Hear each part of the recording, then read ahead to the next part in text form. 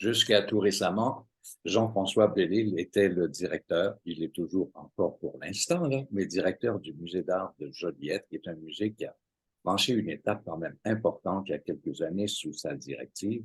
Et c'est un plaisir parce que la nouvelle courait depuis un certain temps, c'est devenu un secret de polichinelle presque.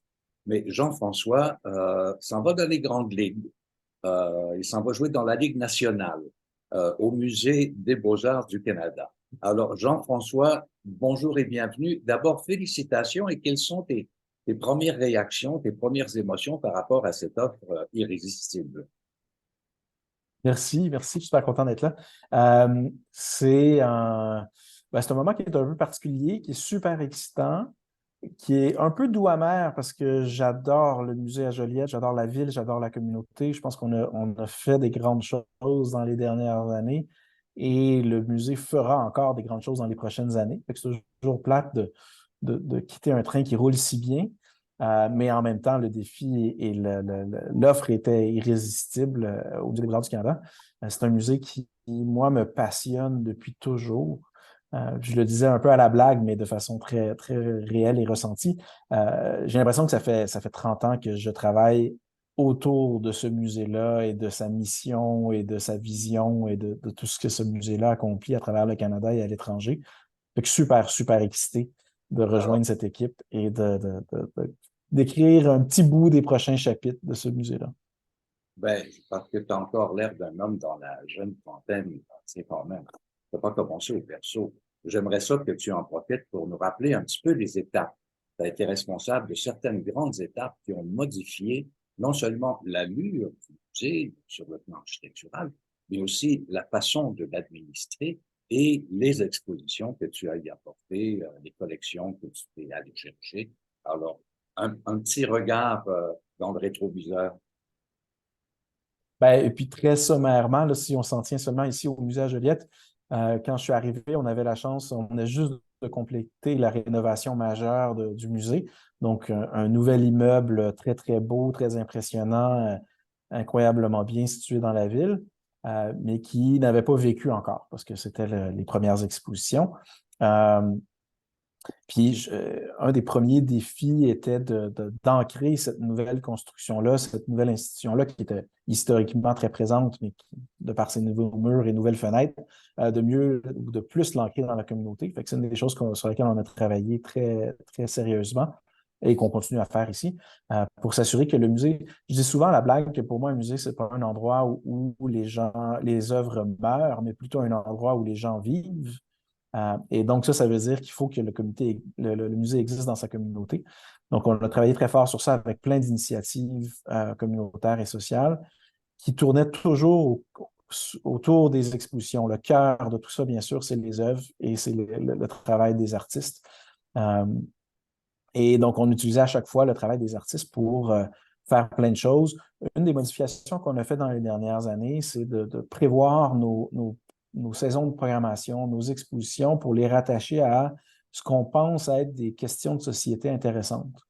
Donc, on a eu des expositions de groupe, des expositions solo, des saisons de programmation qui ont porté autant sur la construction d'identité, des questions reliées au racisme, des questions reliées aux abus des femmes, des questions reliées à l'écologie, au nationalisme, à la subjectivité de l'histoire. Et puis ça, je pense que ça l'a rendu les œuvres et les expositions, sans être d'actualité de la semaine, d'être appropriées pour l'époque dans laquelle on vit. Puis ça a créé des nouvelles communautés autour du musée, surtout quand on était capable, et on le fait régulièrement, de monter certains de ces projets-là en partenariat avec des institutions de la région qui, eux, ont fait de ces questions communautaires-là leur raison d'être. Donc, autant l'Association des jeunes de la rue, le Conseil régional pour les nouveaux arrivants ou les citoyens internationaux, ou le Centre d'amitié autochtone, ou l'hôpital, ou les écoles du coin. Et fait que je pense qu'il y a une question de l'inclusion du musée dans sa communauté est vraiment au cœur de tout ce qu'on a fait. Ça a créé plein de beaux résultats. Ça a été possible parce que tranquillement, le musée grandissait, les équipes grandissaient. Bon an, mal an, depuis mon arrivée, on a à peu près triplé le budget, à peu près triplé la taille de l'équipe. plus que triplé le nombre de visiteurs annuels. Ouais. Il y a eu beaucoup de moments importants, je pense, dans les dernières années, qui étaient la cause et la conséquence des transformations qui s'opéraient dans l'institution. Faut dire que tu as aussi formé des gens qui maintenant peuvent aller travailler dans d'autres musées, par exemple au Musée national des beaux-arts du Québec et différents organismes comme ceux-là, et des gens passionnés par cette chose qui est des arts visuels, l'histoire de l'art. Dis-moi, euh, antérieurement, tu as aussi une formation muséale, tu as une formation d'administrateur, mais en même temps, c'est pas la première fois que tu travaillais dans un contexte muséal. Ben, puis j'ai travaillé dans d'autres institutions, mais j'ai un parcours aussi un peu particulier dans la mesure où, juste avant le musée ici, j'avais co-créé une fondation privée en art contemporain à Montréal, Toronto et New York qui s'appelle Arsenal Art Contemporain. Auparavant, j'avais dirigé l'Association des galeries de l'art contemporain. Euh, donc, j'ai un parcours qui est un peu atypique dans la mesure où je ne me suis pas cantonné ni du côté muséal, ni du côté commercial, ni du côté universitaire que j'ai exploré aussi, ni du côté OSBL international. J'ai travaillé chez l'UNESCO à Paris et compagnie. Mais j'ai plutôt essayé d'explorer tous ces sous-domaines-là du monde des arts visuels pour en tirer les meilleurs coups et apprendre des moins bons coups. Puis je pense que ça a eu un impact sur mon type de gestion ici et très probablement sur mon type de gestion à Ottawa aussi, parce que c'est une approche un peu différente que j'ai pu avoir. Alors, il faut dire en même temps que le Musée national des beaux-arts du Canada est l'institution muséale par excellence dans le pays tout entier. Et j'ai l'impression que tu as dû recevoir l'invitation il y a un moment et avoir eu le temps de réfléchir à quels seraient tes premiers coups là-bas, parce que des grands coups, t'es pas avare de grands coups dans les musées que tu as fréquentés. Mais c'est en effet c'est un musée qui est vraiment fascinant parce que concrètement, c'est le seul musée au Canada qui a dans sa mission, telle que définie par le gouvernement, telle que définie par une loi, de servir la communauté des arts visuels, d'exposer, de rechercher, de publier des informations sur les artistes et les œuvres, non pas dans sa ville, mais à travers le pays au complet, d'un océan à l'autre et à l'autre, et même à l'international. Donc, ça transforme un peu l'ampleur des projets et la façon de faire chaque projet. Euh, Par contre, pour les projets spécifiques que je veux mettre en branle, ben, honnêtement, je ne le sais pas. J'y pense beaucoup, mais tant que je ne suis pas arrivé sur place et que je n'ai pas pu échanger avec l'équipe, c'est un peu dans le vide tout ça. Je pense sincèrement que dans un musée comme ça, il n'y a rien que je peux faire seul, mais il n'y a rien qu'on ne peut pas faire toute la gang ensemble. Ben Fait voilà, tu que, arrives dans une faut que je institution. rencontre ma gang. Ben, c'est ça. Tu arrives dans une institution où il y a plein de postes qui sont comblés, des gens qui sont là depuis plusieurs années. Donc, on ne déplace pas une statue ou une montagne avec comme on dirait chez nous, une pichenote. Alors, il faut être bien équipé et avoir une idée précise de comment les choses vont, se sont passées, se passent et devraient passer. Tout à fait. Ben, puis il y a un niveau d'expertise au sein de cette institution-là qui est phénoménal.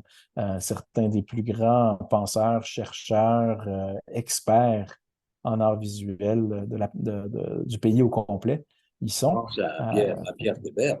Oh, qui a fait des choses exceptionnelles pour le musée quand il était à sa tête.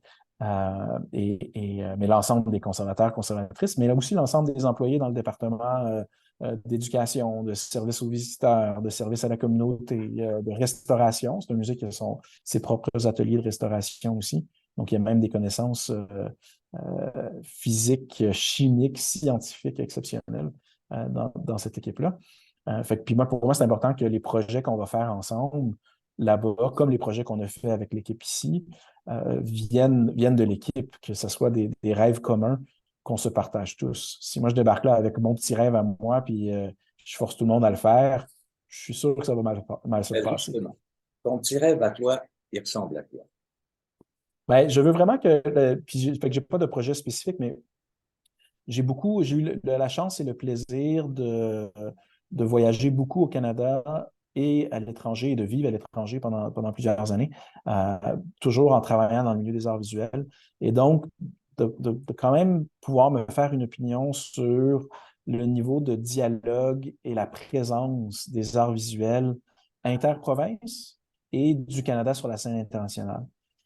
Et dans les deux cas, je trouve qu'il y a beaucoup de choses à faire. Je trouve que malheureusement, au Québec, on connaît peu les artistes de l'Alberta ou de la Colombie-Britannique et vice-versa. Et en Ontario, connaissent plus. À part le groupe des Sept, que tout le monde connaît dans le milieu, et certains regroupements dans l'Ouest canadien, certains artistes des renommées Les, internationales. Mais en dehors de les- ça, euh, effectivement, tu as raison. Qui est chef de file? Qui est le regroupement à Halifax, par exemple? On ne sait pas. Mhm. On n'entend pas parler. On entend parler de Toronto, mais Calgary, ça se passe comme Victoria ou Vancouver. Alors ça, tu as ça bien en tête, j'imagine. Qu'est-ce que Ben tu... oui, puis moi, je pense que c'est justement un musée comme le Musée des Beaux-Arts du Canada qui a sous sa responsabilité de tranquillement aider à transformer ça. C'est pas une institution qui peut tout changer du jour au lendemain, mais un musée qui a pour mission de desservir sa communauté à Toronto uniquement n'a pas cette responsabilité-là. Alors que le Musée des Beaux-Arts du Canada a cette responsabilité-là. Fait que c'est définitivement une des choses sur laquelle je veux travailler, c'est le niveau de dialogue et de connaissance interprovince au Canada et le positionnement des artistes canadiens sur la scène internationale.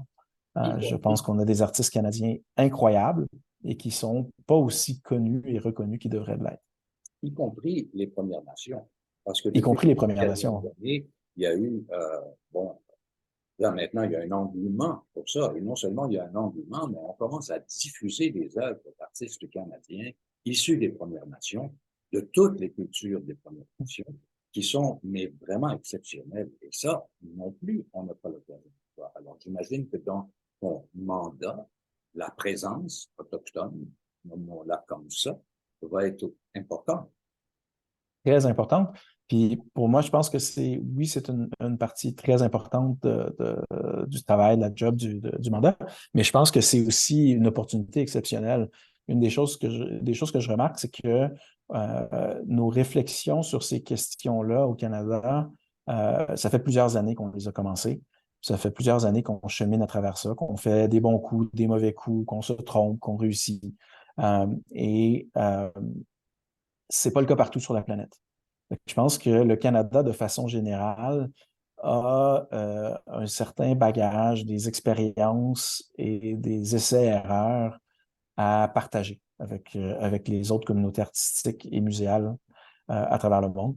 Ça ne veut pas dire qu'on détient la vérité, au contraire, personne ne détient la vérité, mais il y a une opportunité de positionnement et de participation à la scène internationale pour le Canada.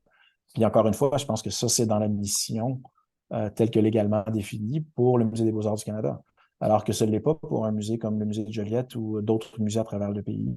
Euh, et donc, ce n'est pas la même responsabilité, ce n'est pas la même implication. Je pense entre autres à certaines institutions muséales à travers le monde euh, qui ont bougé dans ce sens. Je pense à l'Australie. En Mhm. Australie, on a un respect et un grand égard pour euh, la culture autochtone depuis plusieurs années. C'est intégré maintenant. Est-ce qu'il y a des, et ma question finalement, c'est est-ce qu'il y a des musées à travers le monde, ou à quelques endroits sur la planète, où qui t'ont inspiré, toi, parmi tes voyages? Énormément. Il faut savoir par contre que mon opinion en ce moment est basée sur celle d'un visiteur et non celle d'un partenaire. Puis je pense que quand je vais être au musée à Ottawa, je vais passer du côté partenaire de ces musées-là. Et donc, ça va être super intéressant de découvrir un peu plus l'arrière-scène. Mais oui, je pense que l'Australie est un exemple très concret de choses qui ont été faites. La Nouvelle-Zélande aussi est super intéressante de ce côté-là. Il y a plein d'initiatives au Mexique, dans la ville de Mexico aussi. C'est intéressant parce que pour moi, c'est des musées c'est pas toujours les galeries nationales, des fois, c'est des plus petites institutions, un peu comme Joliette, qui essaient des choses un peu à l'abri des regards, de l'attention Comme l'Arsenal. médiatique. L'Arsenal est un très bon exemple de ça. Tout à fait. Fait que puis il y a des choses vraiment le fun à apprendre de ça, de voir comment on peut naviguer ces eaux-là, puis essayer de grandir à travers ça. Pas juste l'institution, bien sûr, mais l'ensemble des artistes et l'ensemble des communautés qui sont impliquées. Autochtones, tout à fait, qui est un point central. Mais il y a toutes les autres communautés qui ont été historiquement marginalisées par les institutions muséales qui ne peuvent plus être marginalisées. Un, parce qu'en 2023, c'est tout simplement impensable et inacceptable. Mais deux, parce que ce sont des vecteurs artistiques, ce sont des producteurs artistiques phénoménaux qu'on veut voir, qu'on veut découvrir, qu'on veut vivre et expérimenter dans nos musées, je pense. Et faut dire que le musée à Ottawa a des collections particulièrement intéressantes. L'art Phénoménal. bon, l'art autochtone maintenant, mais il y a aussi cette idée que l'histoire existe. Et par exemple, des femmes, peintres, sculpteurs, qui longtemps ont été ignorées d'une certaine façon. Il y a cette redécouverte-là. Tu as fait un travail là-dessus à Juliette déjà, en montant une exposition qui mettait en fait des artistes oubliés, on peut le dire, mais qui sont sur un talent incommensurable. Et sans qui l'histoire de l'art ne serait pas la même. Tout à fait. Puis c'est cette pluralité-là de l'histoire de l'art. En fait, juste de réaliser qu'il n'y a pas une histoire de l'art, mais il y a des histoires de l'art. Et que il faut s'ouvrir les lorgnières un peu, puis regarder un peu plus large que ce qu'on regardait par le passé. Moi, je pense que c'est primordial. On peut pas ne pas faire ça en 2023. Alors, Jean-François Bellil, que les dieux soient avec toi pour cette nomination et ce qui en résulte à la direction, la philosophie et tous ces projets que tu as en tête et dont tu ne peux pas encore nous parler, mais qu'on va découvrir au fur et à mesure. Alors, Jean-François, je te laisse le mot de la fin. Tu vas quitter Joliette à un certain moment. Alors, tu as le mot de la fin. Puis merci d'avoir pris un peu de temps pour me parler aujourd'hui. Tout ce qui s'en vient au musée à Ottawa, au Musée des Beaux-Arts du Canada, ça va être des efforts de groupe, des efforts collaboratifs, bien sûr, avec les équipes, mais aussi avec le public. Fait que je pense que pour le mot de la fin, j'aimerais vous inviter à venir me voir personnellement, mais venir nous voir à Ottawa plus souvent. Je pense qu'on a aussi... c'est drôle parce que quand quand je suis arrivé à Joliette, il y avait une distance psychologique contre laquelle je devais me battre pour faire venir les gens de Montréal à Joliette. Puis je pense la bataille n'est pas gagnée, mais on en a fait un grand bout. Puis là, j'ai l'impression qu'il va falloir que je recommence la même chose à Ottawa. C'est pas loin, ça se fait bien, il y a un train direct. Puis ça serait vraiment le fun d'avoir un plus grand nombre de visiteurs de Montréal qui viennent participer à la vie de ce musée-là. Et de partout au Québec et de partout au Canada. Mais pour ceux de Montréal, c'est d'autant plus facile. Merci beaucoup, Jean-François, et encore une fois, félicitations. Merci énormément. Super apprécié.